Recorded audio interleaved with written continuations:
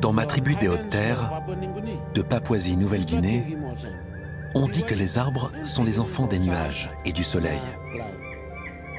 Moi, je suis né au petit matin sous un vieux kouradja couvert de mousse. Et c'est pour cette raison que je suis un fils de la forêt. Je m'appelle Moudidje Kepanga et j'ai beaucoup voyagé à travers le monde pour défendre ces géants de la nature et tous ceux qui vivent cachés là-haut, au sommet de leurs branches. Pendant des années, la déforestation a dévasté notre île du Pacifique. Mais à présent, de grands changements se préparent. De nouvelles idées et des solutions poussent un peu partout pour protéger notre forêt primaire. Aujourd'hui, je souhaite constater ces progrès par moi-même et je m'apprête à quitter à nouveau ma forêt et ma famille.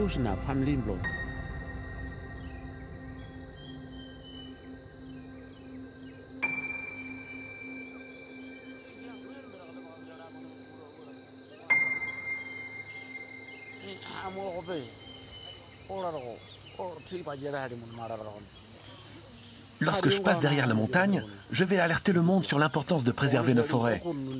Je voyage jusqu'au pays des hommes blancs. Et je prends un énorme avion où je dois rester assis pendant des heures. Un jour, j'ai donné une conférence à l'UNESCO à l'occasion de la COP21, la grande réunion de tous les chefs du monde autour du réchauffement climatique. Et j'ai parlé devant des millions et des millions de personnes. Il y avait tellement de gens qu'on aurait dit des fourmis. Je suis un chef de la tribu des Houlis. Et depuis plus de 20 ans, je lutte contre la déforestation. Je suis un ambassadeur des forêts et j'ai reçu 2 prix Greenpeace pour le documentaire qui retrace mon combat. Voilà l'affiche du film dans lequel j'ai dénoncé les exploitations forestières illégales qui étaient nombreuses il y a encore quelques années dans notre pays. Je l'ai réalisé avec l'équipe qui nous filme maintenant. François, Marc, le grand cocotier, et Pascal. Approchez-vous. Est-ce que tout le monde voit bien? Au cours des 20 dernières années, la corruption et nos lois forestières ont permis à des sociétés étrangères de s'approprier des droits de coupe sur une grosse partie de nos terres. Et d'immenses zones de forêt ont été détruites. Plus de 1,5 million d'hectares. Il paraît que cela représente la moitié de la surface de la Belgique. Vous voyez tout ce qu'ils vendent à l'étranger? Aujourd'hui, de nombreuses exploitations sont encore en activité. Mais notre nouveau gouvernement compte réduire leur développement et faire de notre pays un exemple d'une gestion plus durable. Regardez, c'est James Marape, notre nouveau Premier ministre. Lors de la prochaine session parlementaire, nous allons durcir les lois minières, les lois forestières et celles sur l'agriculture et l'industrie de la pêche. Je prends l'engagement devant vous qu'aucune société ne pourra me corrompre et que je ne ferai que servir notre pays. Maintenant, tout reste à faire. Et je suis curieux de découvrir les solutions qui sont proposées comme alternatives à la déforestation, afin que les propriétaires coutumiers, ceux qu'on appelle les Papa Ground, comme ma famille et ma tribu, puissent vivre de leurs terres et les protéger.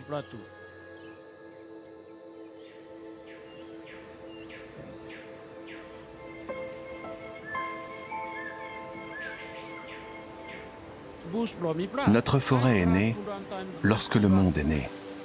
Il y a très longtemps, bien avant la naissance de mon fils Mapira et de toute ma tribu. Elle couvre plus de 75% de la surface de mon pays, la Papouasie-Nouvelle-Guinée, qui se trouve au nord de l'Australie, au cœur de l'océan Pacifique. Si, sur vos cartes, mon pays n'a pas l'air plus grand que la moitié de l'aile d'un moustique, il s'agit tout de même de la 3e plus grande forêt primaire du globe, après l'Amazonie et celle du bassin du Congo. Cette forêt abrite de nombreuses espèces uniques, comme les oiseaux de paradis, mais aussi près de 15 000 essences de plantes et une telle variété d'insectes qu'aucun scientifique n'est encore parvenu à tous les compter. Comme les hommes blancs, j'ai appris à citer des chiffres qui donnent l'air sérieux. Et je peux vous dire que mon pays représente moins d'1% des terres du globe, mais concentre plus de 5% de la biodiversité mondiale. Pigeon Victoria, kangourou des arbres, et même pythons arboricoles. En Papouasie, nous considérons que nous sommes tous les descendants d'un animal qui est notre grand ancêtre. Et pour mon clan, il s'agit du plus puissant des oiseaux de la forêt. Mapira, regarde! Un casoar! Juste là. Des empreintes de casoar, tu vois? Mais où il est? Il vient juste de passer. Là maintenant. Il doit pas être loin.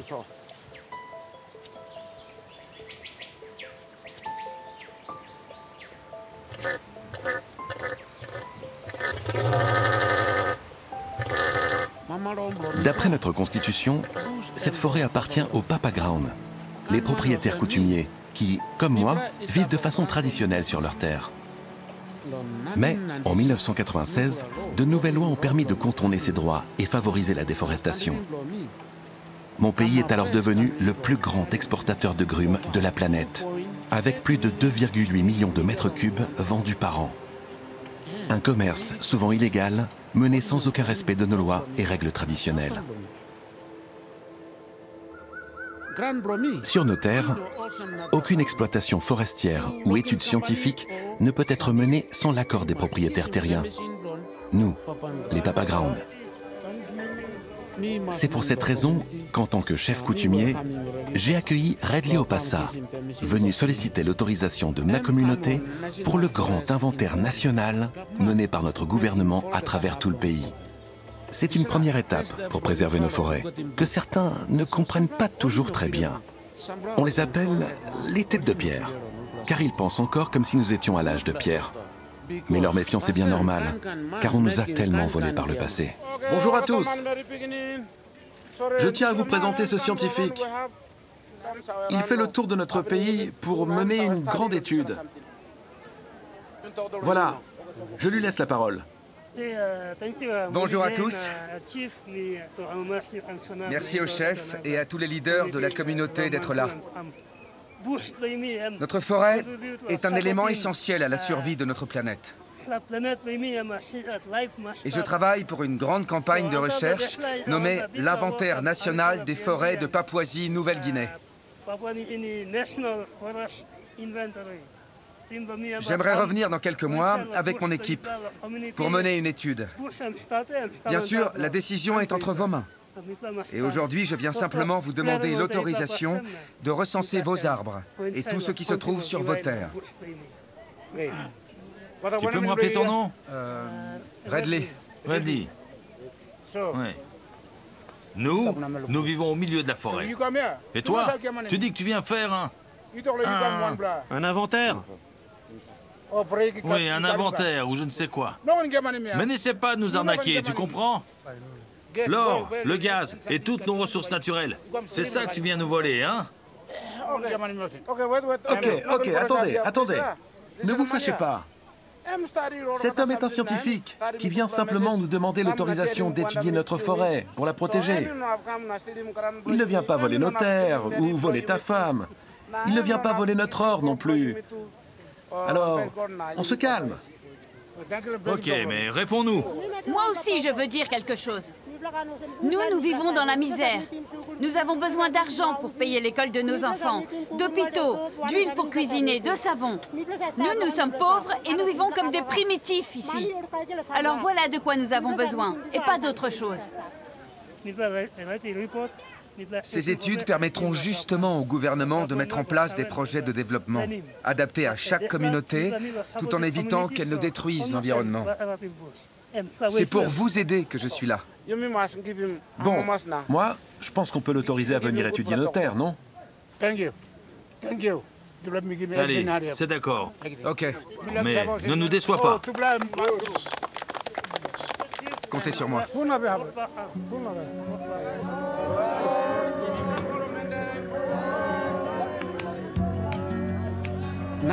Comme j'ai attrapé cette manie des hommes blancs de tout vouloir comprendre, j'ai décidé d'entamer mon voyage en accompagnant Redley lors d'une campagne d'inventaire menée dans la région des Basses-Terres. Et après cette première étape, je compte découvrir de mes propres yeux les solutions qui se mettent en place pour protéger nos forêts primaires. Waouh! Elle est super ta photo! T'es aussi fort que les hommes blancs, toi! En Papouasie-Nouvelle-Guinée, il n'existe pas une forêt, mais des milliers, toutes différentes en fonction de l'altitude et de la géographie. Les forêts primaires, très anciennes et sans influence humaine. Les forêts secondaires, plantées par les hommes. Et les forêts de montagne ou côtières. L'étude de cette variété d'écosystèmes est l'objectif de notre premier grand inventaire national, qui devrait durer plus de 10 ans. Il permettra enfin d'avoir une connaissance précise de nos ressources naturelles.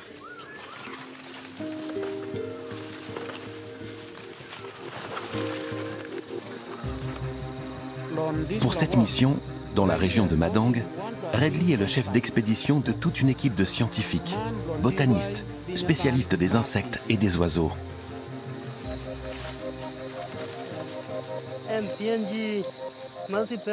L'inventaire national des forêts est un projet transdisciplinaire et ambitieux. Pour étudier les arbres, les oiseaux, les animaux, les insectes. En Papouasie, nous avons environ 70% d'animaux endémiques. Donc qu'on ne trouve nulle part ailleurs. Tiens, il y a déjà une belle chenille là. C'est un sphinx, un grand papillon de nuit. Durant les inventaires, on ne collecte que les papillons de nuit. Les mouches à fruits et les fourmis. C'est la première fois que j'en vois un comme ça. Il n'y en a pas chez moi. Il est vraiment étonnant. C'est une des beautés de Papouasie. Bon, on va continuer et la laisser là.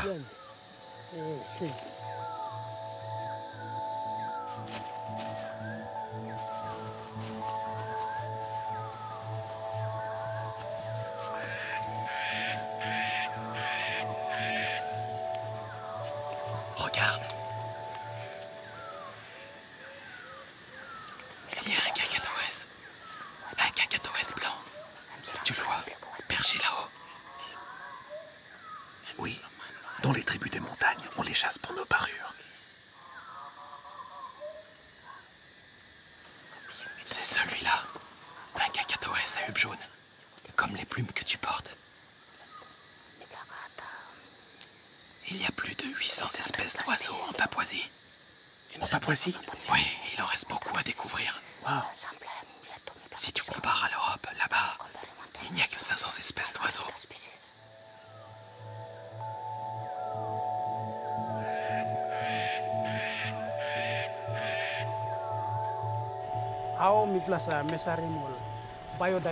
Voilà comment on mesure le niveau de biodiversité, en évaluant la richesse des papillons de nuit qui vivent dans la forêt. On les piège de 6 heures du soir, lorsqu'ils commencent à sortir, jusqu'à 23 heures. Et ça nous permet d'évaluer le nombre d'animaux qui vivent dans la forêt.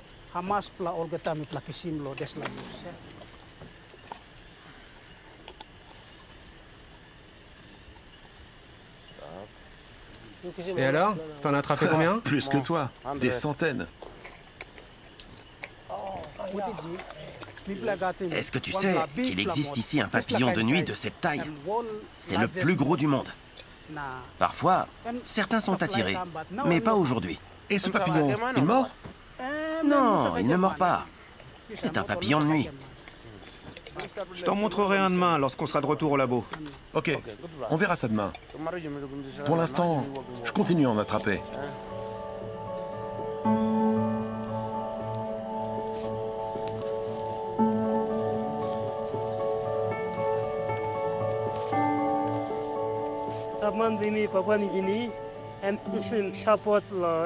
Financé avec l'aide de l'Union européenne, cet inventaire va nous permettre d'étudier les 240 points que tu vois sur cette carte et de connaître avec précision la situation de nos forêts.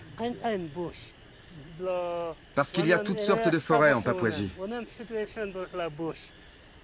Cet inventaire va nous aider à prendre de bonnes décisions dans le futur, c'est ça? Oui, exactement. Il va permettre au gouvernement de déterminer quelles sont les zones endommagées où on peut planter des arbres ou développer des cultures commerciales comme le café, la vanille et les palmiers à huile qui participent à notre économie.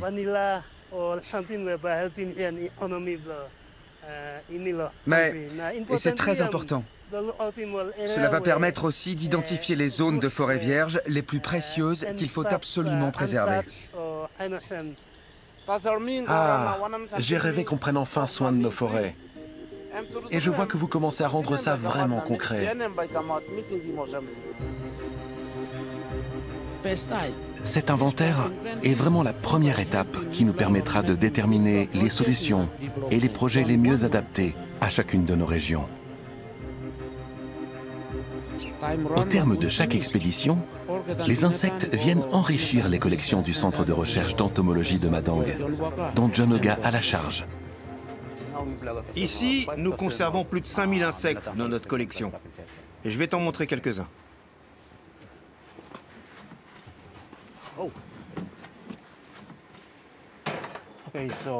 Voilà le plus grand papillon de nuit au monde.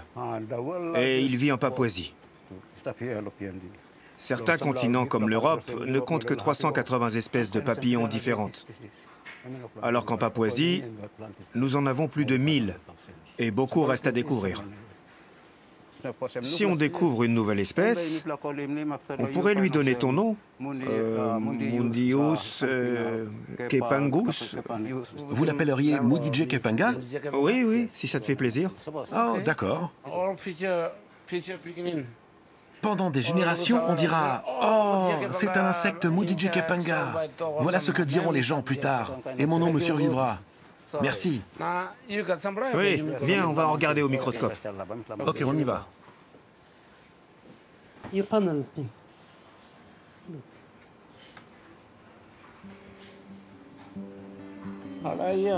Waouh! On dirait une petite étoile qui brille. Ah, regardez comme il est beau. Comme nous, ces insectes aiment se faire remarquer et être à la mode. Ils cherchent à séduire, mais ils se battent aussi. Certains ont des cornes comme les vaches, et d'autres sont organisés en armée. C'est un peu triste de les voir ici plutôt que dans la nature, mais c'est essentiel pour étudier ces petits animaux. Comme nous, ils construisent des maisons, fondent des familles et parlent leur propre langue. Ils ont une âme aussi. Au fond, nous ne sommes pas si différents. Nous, les êtres humains, ne sommes rien de plus que de gros insectes prétentieux. Quand on parle de biodiversité, on pense aux grands animaux, aux éléphants, aux girafes, aux lions, mais on ne pense pas aux plus minuscules. Pourtant, ces petits insectes constituent une composante essentielle de notre biodiversité. En Papouasie, il reste un énorme travail d'inventaire pour les répertorier. S'ils disparaissent, les hommes disparaîtront à leur tour, et nous avons la responsabilité de les protéger. Tu rentres dans ton village? Non. Je vais voyager à travers toute la Papouasie pour découvrir différents projets de protection de notre forêt. Merci encore. À bientôt. Ok, bon voyage. Salut. Bien sûr, il faut respecter les plus petits comme les plus grands êtres vivants. Le problème, c'est qu'il existe un animal particulièrement envahissant. Nous, les êtres humains. Après les exploitations forestières, qui représentent encore 70% de la déforestation, l'agriculture familiale est la seconde cause de disparition de nos forêts primaires. Comme moi, les 3/4 des Papous vivent uniquement de ce qu'ils font pousser dans leur jardin et du surplus qu'ils vendent sur les marchés. Ces cultures demandent toujours plus de terre et de défricher plus de forêts par des habitants de plus en plus nombreux. Depuis des générations, nous pratiquons la culture sur brûlis. Mais aujourd'hui, cette technique est employée n'importe comment. Les feux sont un fléau qui constitue à eux seuls la 3e cause de destruction. S'ils permettent de défricher rapidement, beaucoup sont aussi allumés sans raison, par bêtise, laissant une terre aride et de grandes étendues herbeuses stériles. Pour lutter contre l'avancée de cette savane et régénérer les forêts, les Nations Unies et l'Union européenne ont mis en place l'un des plus importants projets de réhabilitation d'une forêt endommagée, le programme Strait, qui vient de démarrer et va durer 5 ans. Dans la région de basse altitude du Sepik, particulièrement touchée par la déforestation, j'ai accompagné sur le terrain Nanda Siri, un spécialiste de la vanille.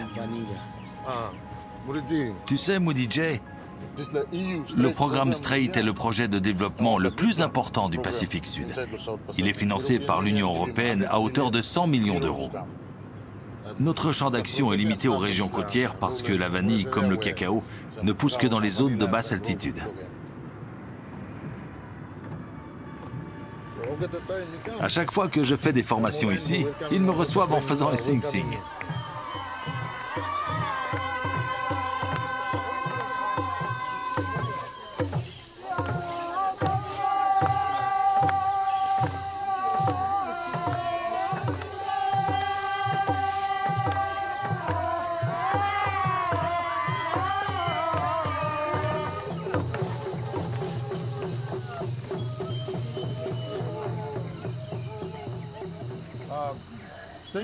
Merci pour votre accueil.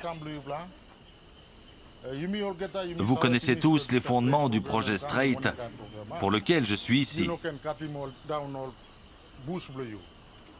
Comme vous le savez, le principe est de ne pas détruire de nouvelles parcelles de forêt, mais de réutiliser des terres déjà déboisées pour protéger la forêt primaire. En Papouasie, nous avons la chance de posséder de grandes forêts primaires, mais elles ne sont pas seulement à nous. Elles ont une importance pour toute la planète, et les Européens ont rassemblé beaucoup d'argent pour nous aider.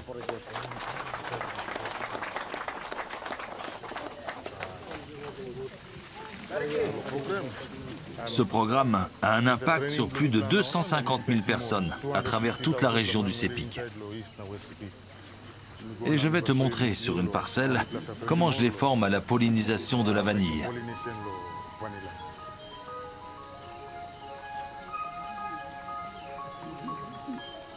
Mudijay, viens voir, je vais te montrer quelque chose. Tu vois cette zone herbeuse là-bas? Eh bien autrefois il y avait une forêt primaire. Mais elle a été complètement détruite. Nous allons replanter des arbres qui vont servir de support à la vanille. Ah oui, c'est bien. C'est comme ça qu'on reforeste. C'est de l'agroforesterie. Viens, je vais te montrer comment on fait. Voilà. C'est une fleur de vanille. C'est une orchidée et une liane. Donc il faut planter un arbre comme support pour lui faire de l'ombre. C'est un principe d'agroforesterie. Pour obtenir une gousse de vanille, il faut obligatoirement la polliniser. Alors il est important que vous maîtrisiez bien cette technique. Je vais vous montrer les étapes. À l'intérieur, il y a un organe mâle et femelle nommé stamen et stigma. Vous allez lever cette jupe pour laisser le mâle apparaître et descendre. Puis tu les serres entre 5 et 10 secondes et tu vas utiliser ton pouce pour les accoupler. Ah, c'est exactement comme les hommes et les femmes. Oui, si tu fais bien ton travail, une gousse va naître. Bon, tout le monde doit s'entraîner ici et essayer. C'est clair pour tout le monde? Oui. Venez, je vais vous montrer encore une fois.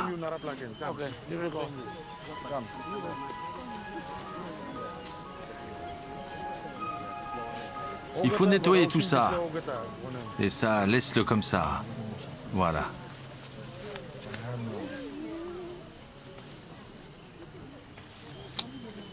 Il faut que tu enlèves ça d'abord. Voilà. Ça, ce sont les gousses? Oui, Et ensuite, vous les ramassez et vous les faites sécher. oui. On les surveille chaque jour. Et quand elles changent de couleur, qu'elles deviennent jaunes ici, on les ramasse. Comme des haricots. Oui. On les fait sécher et ensuite on les vend. Où est-ce que vous les vendez? Au village. On peut aller voir? Oui, si tu veux. Ok, on y va.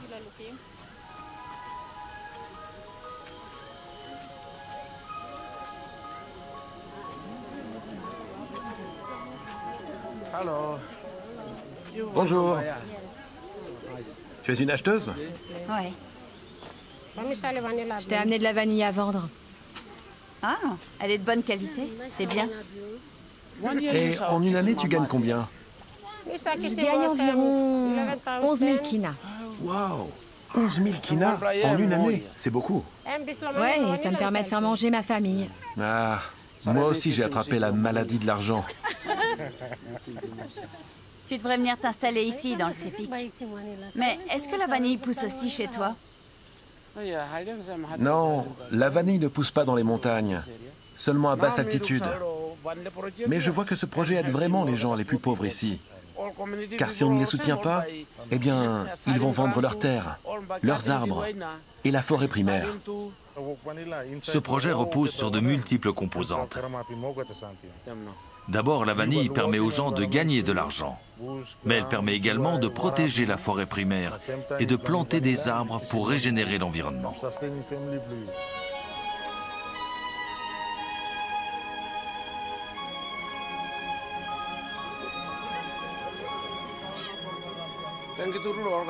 Merci à tous pour votre accueil. Vous savez, mon équipe est vraiment capable de réaliser des images très étonnantes avec leur caméra. Alors, je voudrais vous montrer quelque chose. Regardez!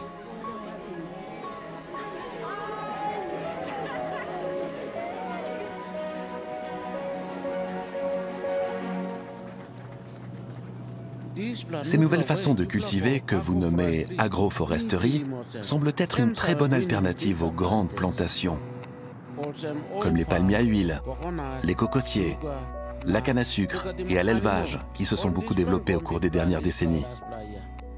Ces cultures sont indispensables pour nous nourrir et pour notre économie, comme dans tous les pays du monde. Mais aujourd'hui, nos terres s'assèchent, la pluie devient rare, et l'urgence est de préserver nos forêts pour lutter contre le réchauffement climatique. Il nous faut trouver d'autres moyens de gagner de l'argent et de répondre à nos besoins. Pour arrêter la destruction de la forêt primaire, mais produire du bois par exemple, la solution la plus simple est de cultiver des arbres. Comme à Bulolo, où une plantation a été créée en 1956 par des colons australiens. Cette exploitation de pins locaux pourrait servir de modèle à travers tout notre pays.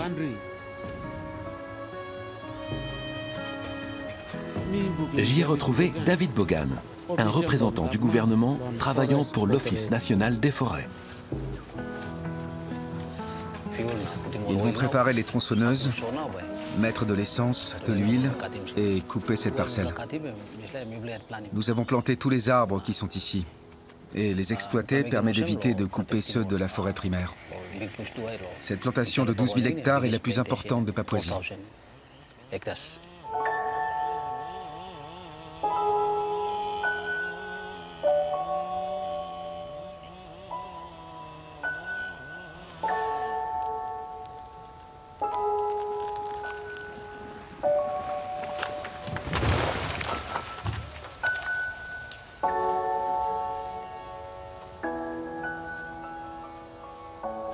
Est-ce que ce genre de plantation pourrait être développé dans ma province aussi? Il n'y a que 27 000 hectares de forêt plantés dans le pays. Et c'est justement une priorité du gouvernement d'étendre ces exploitations dans toutes les provinces. Oui, il y a beaucoup de zones de savane ou de forêts endommagées qu'il faudrait valoriser avec des plantations, comme celle-là. C'est vraiment un levier très puissant pour protéger les forêts primaires. Pendant que David continue de surveiller les coupes, je rejoins la scierie, où sont transformés les grumes, qui permettent de répondre aux besoins de notre pays en bois, mais également à ceux des contrées voisines, où il est exporté. Est-ce que tu pourrais me déposer à la scierie?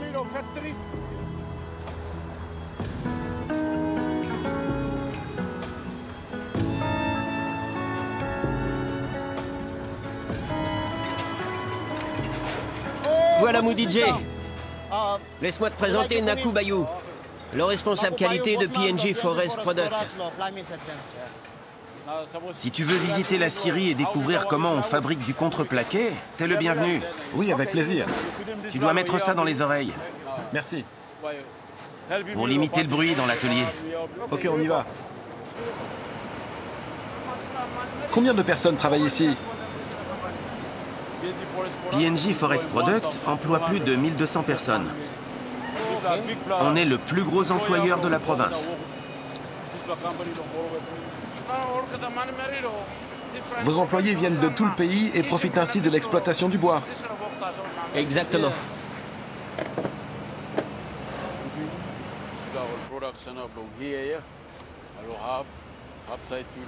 Vous voyez, d'un bout à l'autre de l'espace de stockage, aucun produit n'a été fabriqué à partir d'arbres provenant d'une forêt primaire. Nous utilisons uniquement du bois issu de forêts plantées, certifiées et durables. PNG Forest Product est la seule société du pays qui a reçu la certification PEFC, car nous pouvons garantir la chaîne de traçabilité. Tous les arbres des forêts originelles sont préservés, car ils nous aident à lutter contre le réchauffement climatique en stockant le carbone. Et les arbres que nous plantons permettent aussi de stocker le carbone, car il reste dans le bois produit.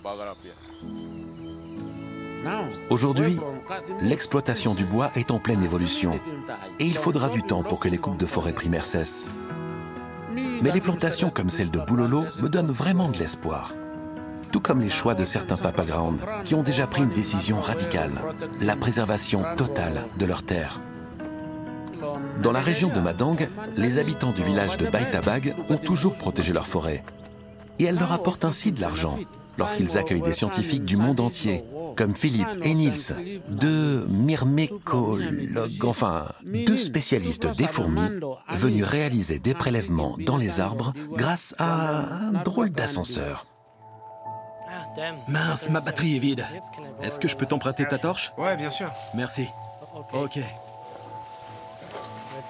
Dépêchons-nous. On est déjà en retard. Allons-y.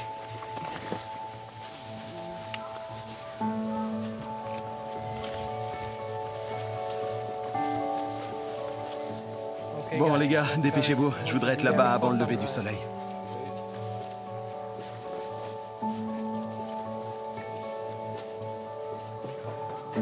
On va avoir un magnifique lever de soleil.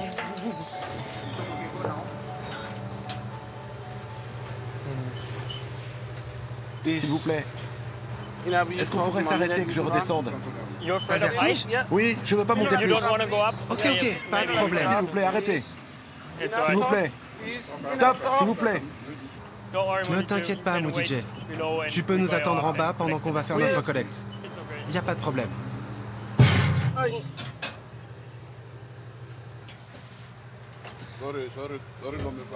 Oh, désolé. Tu peux nous attendre ici. Oui, allez-y, je suis désolé. Moi, je vous laisse y aller seul. J'ai trop peur pour ma vie. Pas de souci. À tout à l'heure. Oui, oui, à tout à l'heure.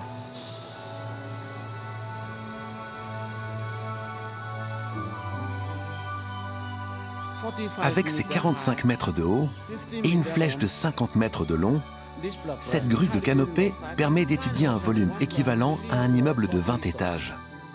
Ici, les Papa Ground ont fait un choix simple mais très rare. Ils ont sanctuarisé d'eux-mêmes 300 hectares de leur forêt primaire. Les villageois louent leurs terres aux scientifiques qui financent ainsi sa préservation. Ok, ici l'équipe du sol. Je ne suis pas un oiseau ou une chauve-souris, alors je vous attends ici. Ah, il y en a un très beau là. Moudidje, on a trouvé une plante à fourmis. Magnifique. Oh, ok, super, descendez-la. J'ai hâte de la voir. Ok, on la descend et on verra ce qu'il y a à l'intérieur. Oh, elle est pleine de fourmis. Je vais prendre une fiole avec de l'éthanol pour en collecter. Ce sont des fourmis nommées Philidris. Il faut utiliser ce genre de bâtonnet pour les attraper sans leur faire de mal. Voilà. Ok. Maintenant, on l'a. C'est bon? Oui. Ok. C'est comme ça qu'il faut les attraper. Sinon, on risque de leur casser une jambe ou un bras. C'est bon? Oui. Alors ça va. C'est parfait. Cette plante forme des cavités pour que les fourmis puissent vivre à l'intérieur. Et les fourmis chassent les chenilles, qui mangent les feuilles. C'est une très forte symbiose. Allez les gars, on remballe et on file. John, pourquoi cette grue a été installée ici? Cette grue a été construite ici parce que cette forêt primaire est facilement accessible. Et ça facilite les recherches des scientifiques qui viennent mener toutes sortes d'études sur les insectes et sur les oiseaux. Mais comment ça a été possible? L'Union européenne a financé le centre de recherche des insectes. Et le centre a proposé à la communauté d'installer cette grue ici, sur leur terre, à Baitabag. Et la communauté, les Papaground, étaient d'accord? Oui, bien sûr. Cette grue permet à toute la communauté de gagner de l'argent. Les jeunes sont payés pour travailler avec les chercheurs et certains suivent même des formations scientifiques. Hé les gars, arrêtez-vous. Il y a 2 beaux insectes là, regardez. Waouh, magnifique. Ces insectes font partie de la famille des phasmes. Le petit est un mâle et en dessous, c'est une femelle. Ils sont en train de se reproduire. Ces animaux vivent à différentes hauteurs. En utilisant la grue, ça permet d'étudier leur répartition dans l'espace. Mais c'est la seule grue de Papouasie. Ah, ça serait bien d'en construire une identique dans d'autres provinces, comme chez moi, à Ella. Oui, je pense qu'il y a assez de place en Papouasie-Nouvelle-Guinée pour installer 4 ou même 6 autres grues sur les terres de communauté, où les scientifiques pourraient venir étudier les plantes et les animaux, comme ici à Baitabag. Bon, les animaux disparaissent à toute vitesse. Alors laissons cela se reproduire tranquillement et allons-y. Je dois vous avouer quelque chose. Si nos forêts sont très riches en insectes, oiseaux et animaux de toutes sortes, aujourd'hui, il y en a de moins en moins. Et nous, les Papaground, y sommes aussi pour quelque chose.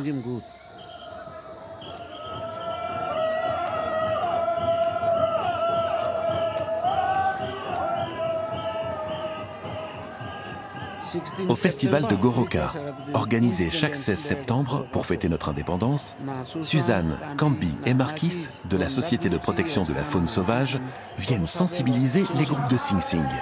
DJ, t'as vu toutes ces parures? Le Goroka Show est vraiment le plus grand festival traditionnel de Papouasie. C'est ta tribu sont venus aussi? Oui, ils sont là aussi.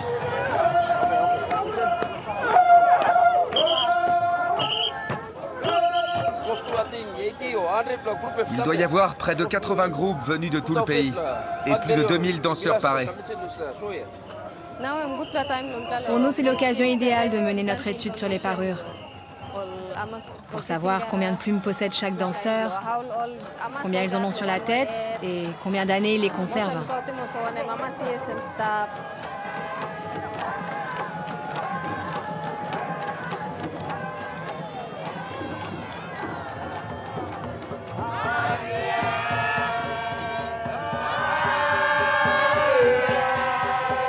Regardez ce groupe.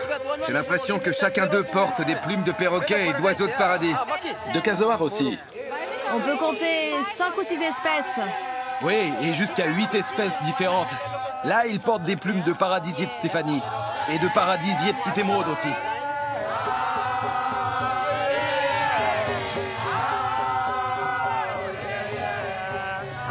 Celles-ci, ce sont des plumes de perroquet de Pesquet. Notre étude montre qu'il y a maintenant plus de plumes sur la tête des danseurs que d'oiseaux vivants dans la nature.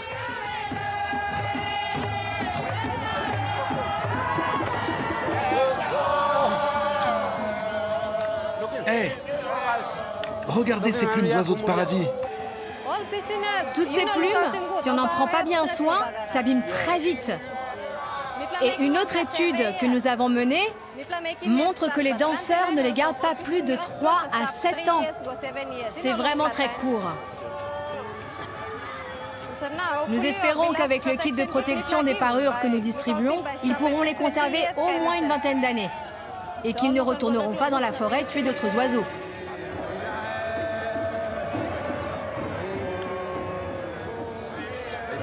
On va couper par ici. Oui, les groupes sont moins serrés. Regardez là-bas. Ah, les coiffes. Ils ont de belles plumes.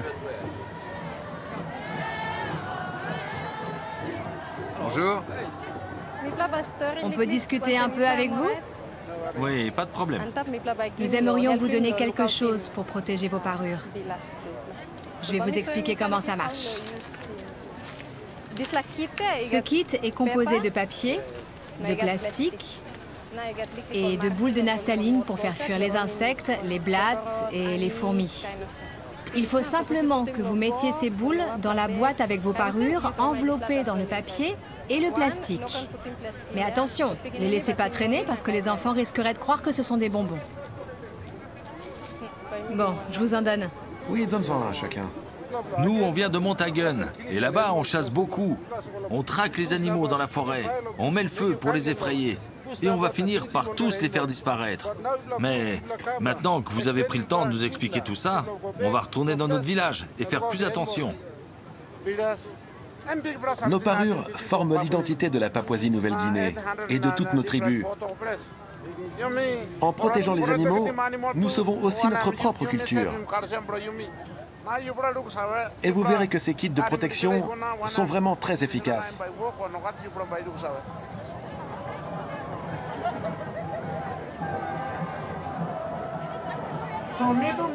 Comme vous, je porte des parures et je voyage souvent tout autour du monde. Et les Occidentaux me demandent toujours d'où viennent mes plumes. Moi, je leur réponds que les oiseaux viennent d'eux-mêmes me les déposer devant la porte de ma case pour me faire plaisir. Mais non, vous savez bien que nous chassons ces animaux dans la forêt et que leurs plumes ont beaucoup de valeur. Alors, je vous invite à venir récupérer le kit offert par la Société de protection de la faune sauvage qui permet de conserver vos parures. Voilà, je vous souhaite une bonne fête d'indépendance. 1, 5, 10, 500, 1000, des milliers et des milliers, et encore plus avec moi. Waouh, il y a tellement de plumes qu'il est impossible de les compter.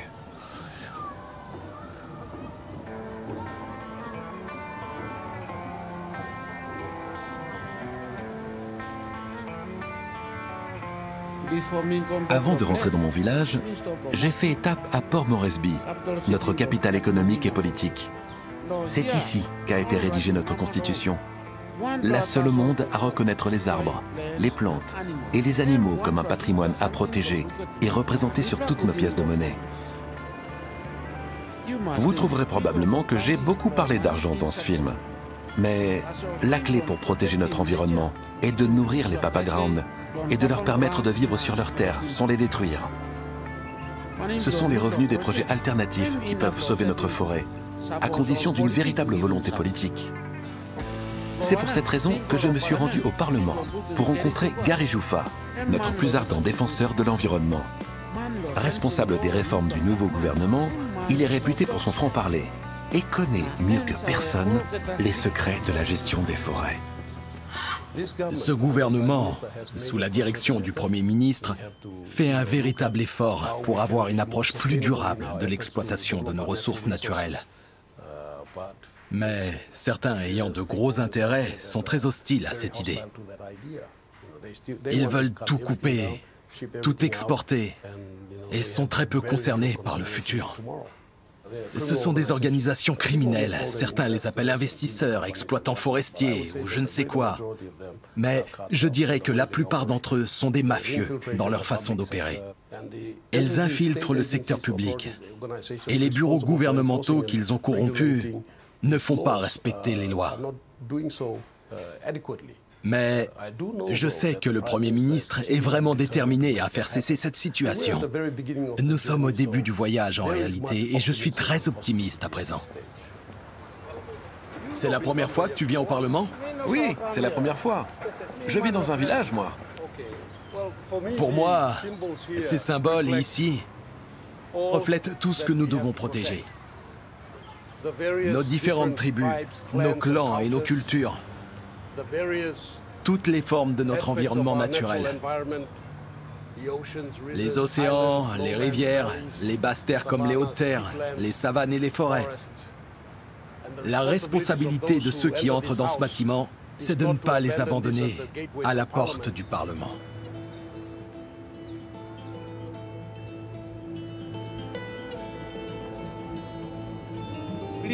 Surtout, ne me demandez pas comment j'imagine l'avenir de notre forêt. Je n'en ai aucune idée. Je ne suis pas devin, ni scientifique, et je ne peux pas prédire l'avenir.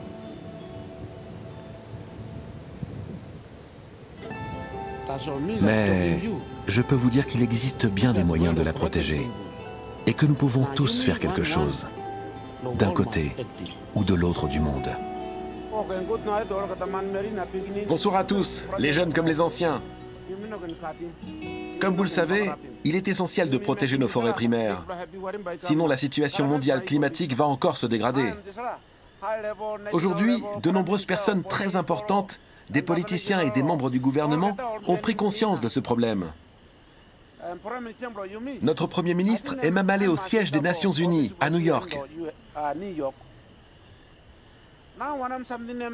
Alors maintenant, je tiens à vous montrer ce qu'il a déclaré. Je tiens à faire cette déclaration. Assez de belles paroles. C'est pour la survie de la Terre que nous devons agir maintenant. Dans le secteur forestier en Papouasie, nous avons cessé de délivrer de nouveaux permis de coupe et de renouveler ceux qui existent déjà. Et nous obtiendrons une interdiction complète des exportations de grumes d'ici 2025. La préservation et l'utilisation durable des ressources forestières sont notre engagement envers vous tous pour la protection de la Terre. La Papouasie-Nouvelle-Guinée reconnaît la nécessité de sauver notre planète. Alors j'invite toutes les nations à s'unir pour que l'humanité sauve notre monde. Merci de m'avoir donné la parole. Voilà ce qu'a déclaré notre Premier ministre. Et je pense qu'on peut en être très fiers. Mais nous verrons dans le futur s'il respecte véritablement ses engagements. Nous ne devons rien attendre de personne. Et chacun doit agir.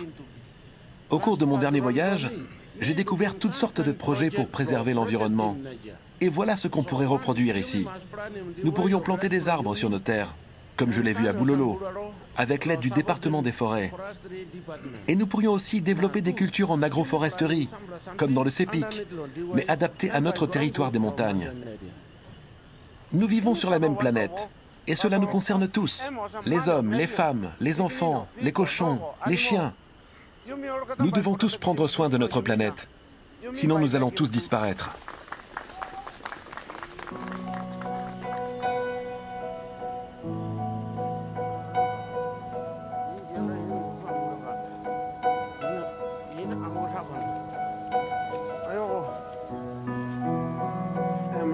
Voilà notre cimetière familial.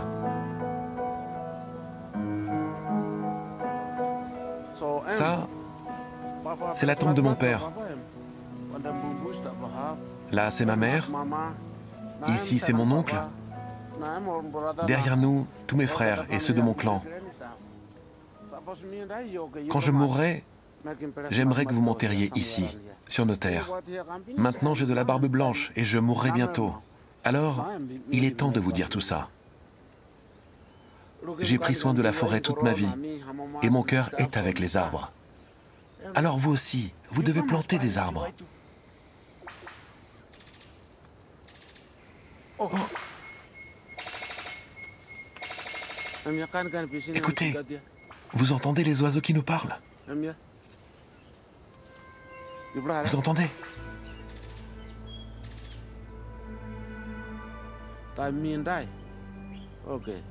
Lorsque je mourrai, je deviendrai un oiseau.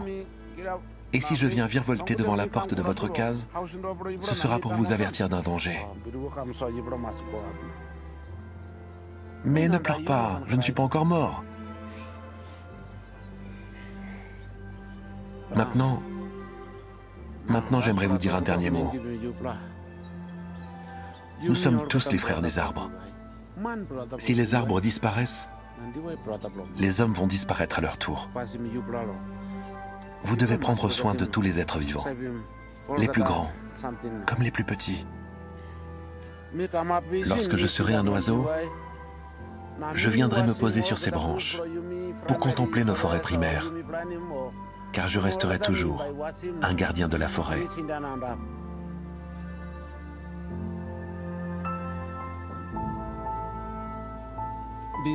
Avant de reposer sous un arbre pour l'éternité, j'espère que je ne dirai jamais à mes enfants que j'ai été parmi les derniers à avoir admiré les oiseaux de paradis, les casoars et les kangourous des arbres. Je l'ai vu de mes propres yeux. Des solutions existent pour sauver ma forêt, à condition qu'elle soit soutenue par une véritable volonté politique et la communauté internationale.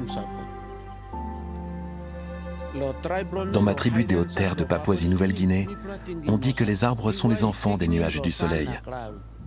Moi, j'espère que dans leurs branches vivront encore longtemps de petits insectes que les scientifiques appelleront peut-être Mutius kepangus.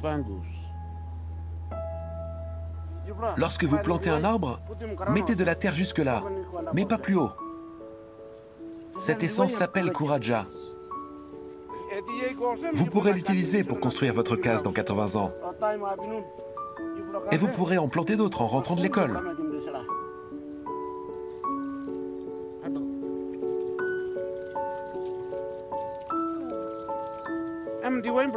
Cet arbre, je le plante pour vous. Mais vous, prenez-en soin pour le reste du monde.